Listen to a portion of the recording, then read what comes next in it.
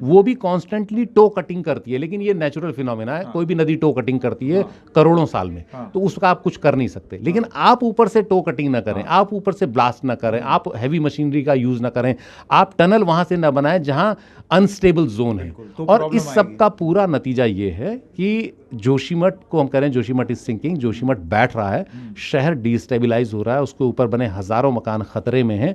और अगर खुदा ना खास्ता इस इलाके में कभी कोई भूकंप आता है बड़ा, तो आप देखेंगे भयानक नुकसान होगा। और एक और बता दूं कि इसको सेंट्रल साइज्मिक जोन बोलते हैं, इस पूरे इलाके को जो सेंट्रल हिमालय का है, गढ़वाल कुमाऊं का खासतौर पर।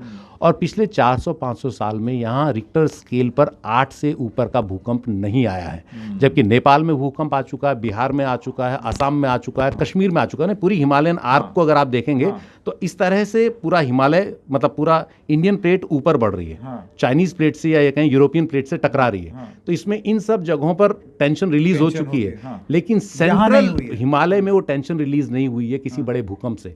तो ये भी एक बहुत बड़ा कारण है, और साइंटिस्ट ने एस्टेब्लिश किया है कि यहाँ नीचे, जमीन के नीचे बहुत ज्यादा टेंशन है।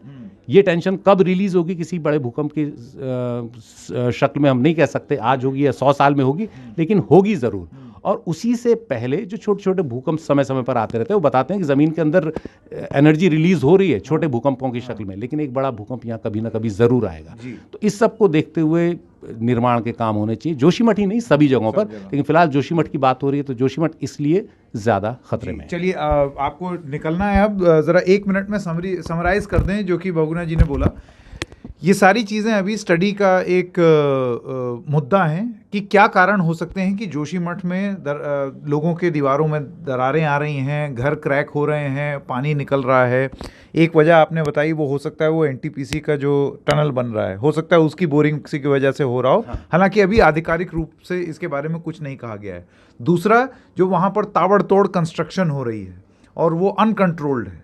तीसरा, वहाँ पर जो सड़कों का निर्माण हो रहा है, नीचे की तरफ सड़क का निर्माण हो रहा है और उसके ऊपर पूरा शहर बसा हुआ है। तो नीचे अगर आप कुछ निर्माण करेंगे तो उसकी वजह से ऊपर भी ये कच्चे पहाड़ है ना, तो इनका खिसकने की एक वजह बन सकती है। कच्चा पहाड़ है, ये बात ध्यान रखनी पड़ेगी कि हिमालय जो है सबसे नया, सबसे युवा पहाड़ है, बच्चा पहाड़ कह सकते हैं। अरावली की तरह नहीं है कि बहुत सॉलिड पहाड़ हो, और इसलिए वहाँ पर। और दूसरी एक और बड़ी चीज़, खास बात, कि इसके नीचे एक टेक्टोनिक प्लेट जाती है पूरी की पूरी, जिसको हम एमसीटी बोलते हैं, मेन सेंट्रल थ्रस्ट, यानी यहाँ ज़मीन के नीचे बहुत बड़ा घाव या बहुत बड़ी दरार है।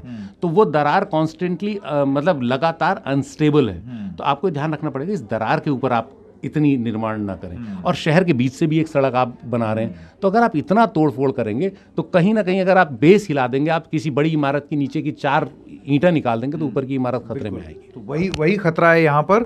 और इस सब के चलते जोशीमठ के लोगों का ये कहना है कि इसकी वजहों का पता तुरंत लगाया जाए, तुरंत ये देखा जाए कि एक ऐसी स्थिति ना हो कि लोगों की जान खतरे में पड़ जाए। मुख्यमंत्री जो हैं पुष्कर सिंह धामी, उन्होंने भी कहा है कि वो टीम गठित की है, उन्होंने वहाँ स्टडी करेंगे और वो खुद भी जाएंगे जोशीमठ, और वहाँ पर आंदोलन भी हो रहा है। तो आपने वजहें जान ली बहुगुणा जी से, अब देखते हैं आगे इस पर क्या होता है।